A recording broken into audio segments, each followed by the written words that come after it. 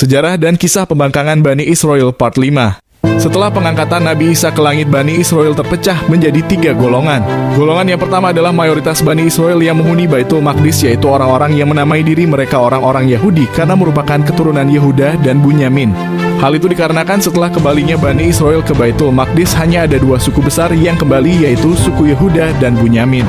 Mereka mengaku paling mengikuti ajaran Taurat, namun faktanya merekalah yang paling membangkang kepada nabi-nabinya, paling banyak bermaksiat dan menyimpang dari ajaran Taurat itu sendiri. Adapun yang kedua adalah golongan Bani Israel keturunan Yehuda yang menjadi pengikut Nabi Isa, yang mengaku diri mereka adalah orang-orang Nasoro, yang artinya penolong-penolong Nabi Isa.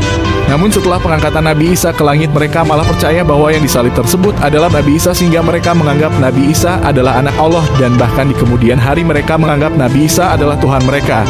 Sedangkan yang ketiga adalah golongan Bani Israel yang terdiri dari 12 murid Nabi Isa yang dijuluki Hawariyun bersama beberapa pengikut setia Nabi Isa yang tetap menganggap Nabi Isa hanyalah seorang utusan.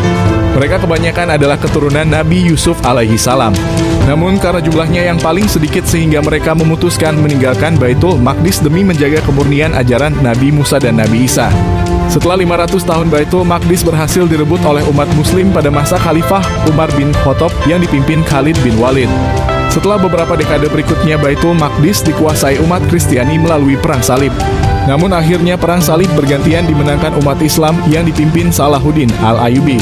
Setelah dinasti Al-Ayyubi runtuh, digantilah dinasti Mamluk yang kemudian berganti dinasti Ottoman Turki yang menguasai Baitul Maqdis.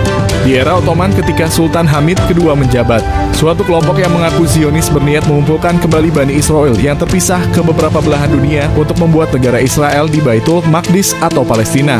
Mereka menggunakan bendera dengan simbol bintang Daud yang mereka anggap di era Nabi Daudlah kerajaan Bani Israel mulai terbentuk dan berkembang pesat. Namun dengan mentah-mentah Sultan Hamid II menolaknya karena tahu watak dan kelicikan orang-orang Bani Israel. Akhirnya ketika Perang Dunia Pertama, dinasti Ottoman runtuh yang membuat Baitul Maqdis dikuasai kerajaan Inggris, yang kemudian kerajaan Inggris menyetujui kelompok Zionis untuk membuat negara Israel di Baitul Maqdis atau Palestina. Namun seiring berjalannya waktu, mereka terus merampas tanah orang Palestina dan melakukan kezaliman kepada orang Palestina sampai sekarang ini. Mereka terus mengklaim bahwa Baitul Maqdis adalah janji Allah untuk mereka, padahal dahulu mereka sendiri yang menolak untuk memasukinya. Allah berulang kali mengampuni dan memberikan kesempatan kepada mereka untuk tinggal di Baitul Maqdis, namun selama ribuan tahun mereka terus membangkang dan menyimpang dari ajaran Nabi Musa dan Nabi Isa. Mereka juga menolak untuk beriman kepada Nabi Muhammad yang merupakan perintah dari Taurat itu sendiri. Tiada janji Allah untuk mereka yang melanggar janjinya kepada Allah dan berbuat kezaliman di muka bumi.